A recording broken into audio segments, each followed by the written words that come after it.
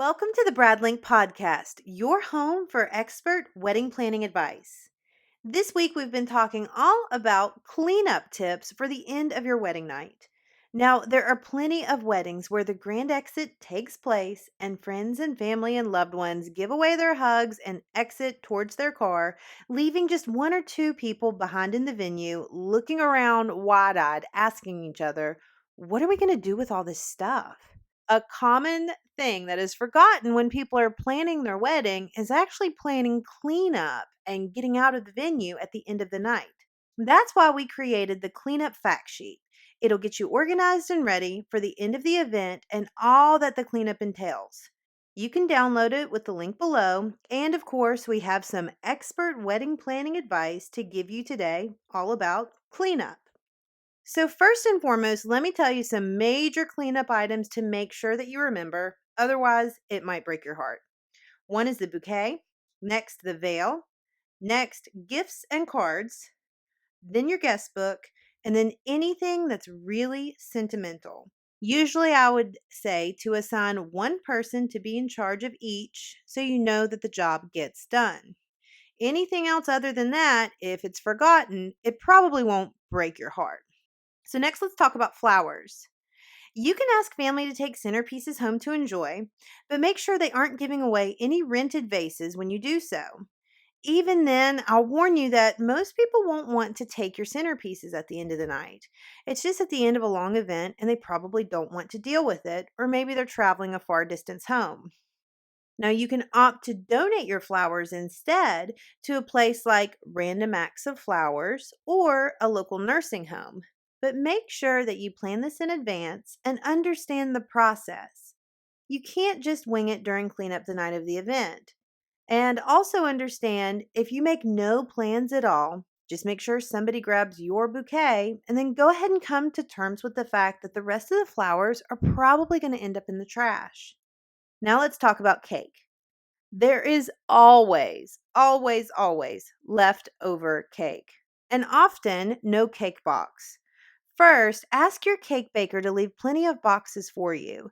And I'm not talking about just a box for the top tier. I'm talking about boxes large enough to fit like the middle tier of your cake. You can also choose to box up individual cake servings as little takeaway gifts for your guests, but make sure you have a person that's actually going to be able to do this for you during the event. Next, food. There's so much food left over during an event. Usually, you can talk to your caterer about the takeaway containers, if any, that they will provide. Some caterers box up all of the food for you, while others will have regulations against it if they have food safety concerns or the local health department regulations don't let them send food home. It honestly depends on the company and the rules of the local health department. Be informed of the process your caterer follows so you're prepared, if needed, with tons of room in your fridge and freezer, and also some take home boxes just in case you need them. Next, let's talk about decor. At the end of the night, pile up decor first by who they belong to. So the florist, the couple, the venue, etc. And then start boxing them up by like items.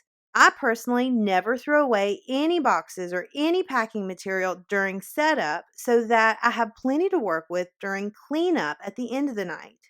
As you box items up, give a separate table for items that belong to separate people. So, for example, the table full of vases are boxed up for the florist or the person that has the car returning the items to the florist. And then the couple's boxes of decor is on a completely separate table. And then a third separate table has all of the linens that belong to the venue. That'll keep everything separated and make sure that the right items get to the right person. It'll also make sure that the items don't get separated and end up in two completely different cars if they have to say, have items be delivered back to the florist. Next, we can talk about the getting ready rooms. As a wedding planner, I often see the bridal suite and groom's quarters a total mess. First, before photos start, you should have the wedding party do a clean sweep and get any trash out of the way, gather up their personal belongings, and just move items out of all the good lighting spots. This way, there won't be a bunch of clutter in the background of your photos, and at the end of the night, cleanup should be a breeze since you kind of already prepped it earlier in the day.